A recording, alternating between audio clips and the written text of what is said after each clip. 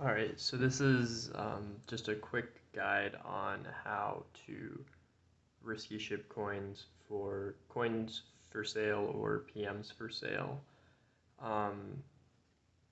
The first thing to know for risky shipping is that it's shipping it in a regular envelope, which restricts you most noticeably in how thick the envelope can be. It's not allowed to be more than 1/4 of an inch thick, which is about as wide as the lines.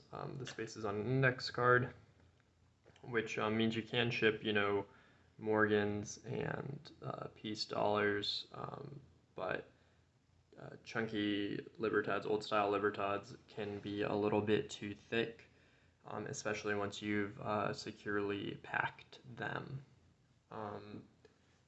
The other thing to know is as soon as you put a coin like in an or you're shipping any kind of coin, you've now made that letter non-machinable because it can't be run through the sorting machine. It's no longer flexible. It has something in it that can't bend. So starting out, you're going to have to add an additional 15-cent stamp to your regular stamp in order to be paying the right amount of postage, and that's even if you're under the 1 or 1.5 ounce mark, and then of course past that mark you'll need to add an additional stamp up to 3 ounces, which is the maximum. That's not to say that I haven't gotten packages that are technically outside the requirements, but risky shipping is already very risky, so try to stay. I would advise trying to stay within the rules just to limit the amount of risk in your risky shipping. So the first step, I generally put the coins in a flip and tape that shut.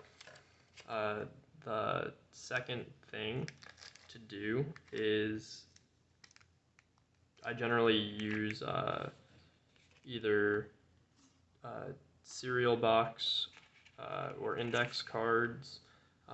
When I first started out and I wasn't as familiar with the rules for shipping, I'd use a padded mailer, a piece of a padded mailer, but the amount of thickness that the bubble wrap adds can often make your package too thick, and so I generally would advise against doing that.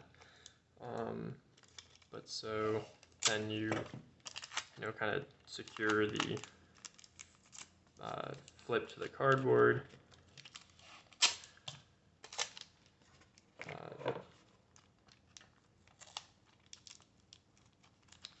Kind of do that again. You can never use too much tape, I don't think. And so then once you have that together, you put it in an envelope. One other trick that I know is I like to tape it inside of the envelope to prevent it from like shifting around. I don't know if you can see. Tape it inside the envelope so that it's not like moving around while in transit.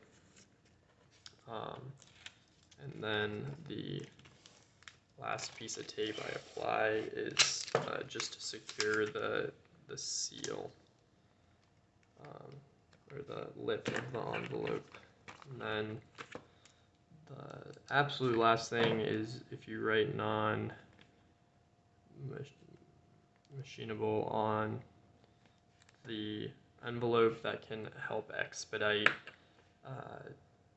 the process, and it can prevent your letter from accidentally being run through the sorting machine and potentially damaging the